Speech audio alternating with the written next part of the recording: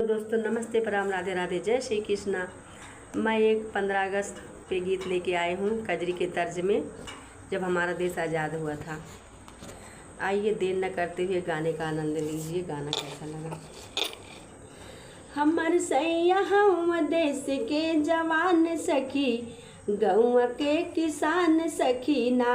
हमर सैया हम देश के जवान सखी, गौवा के किसान सखी ना।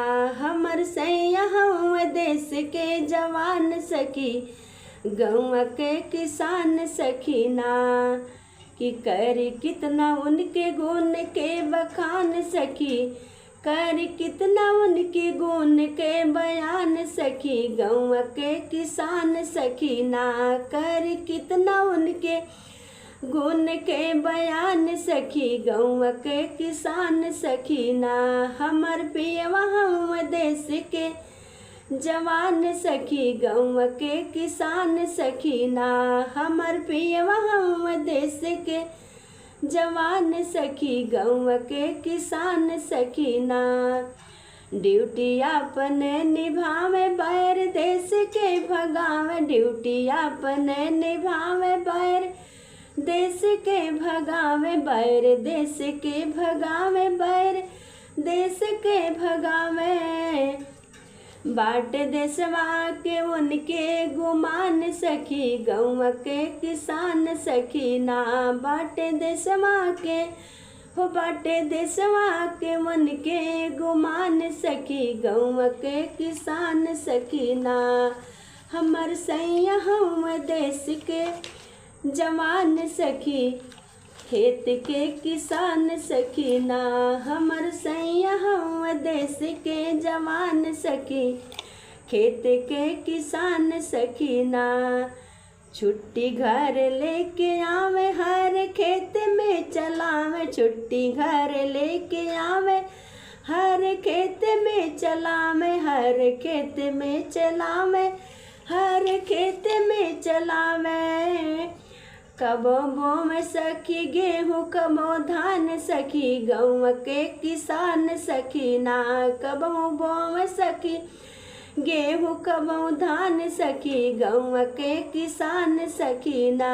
हमर पियवा हमें हो, हमर पियवा हम देश के जवान सखी, गौवा के किसान सखी ना। हमर पियवा हम देश के जवान सखी, गौवा के किसान सखी ना। 15 अगस्त जो आए देश आज़ादी मनावे, 15 अगस्त जो आए देश आज़ादी मनावे। मिलके सखी, मिलके गाँव में सखी, राष्ट्रगान सखी, गौवा के किसान सखी ना। मिलके गाँव में सखी, राष्ट्रगान सखी, गौवा के किसान सखी ना। हमर पियवा हम देश के जवान सखी, खेत के किसान सखी ना। हमर पियवा हम देश के जवान सखी, खेत के किसान सखी ना। कीड़ा लागे से बचावे मान, मिट्टी के बढ़ावे, कीड़ा लागे से बचावे मान, मिट्टी के बढ़ावे मान, मिट्टी के बढ़ावे मान, मिट्टी के बढ़ावे। हमारे आन बान सम्मान सखी, गौवा के किसान सखी ना।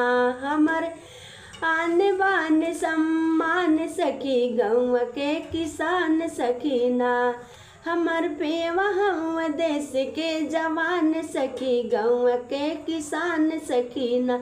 हमर पियवा हम देश के जवान सखी, गौवा के किसान सखी ना। कि कर कितना उनके गुण के बयान सखी, गौवा के किसान सखी ना। करे कितना उनके गुण के बयान सखी, गौवा के किसान सखी ना। हमर पियवा हम देश के जवान सखी, गौवा के किसान सखी ना। हमर पियवा हम देश के जवान सखी, गौवा के किसान सखी ना।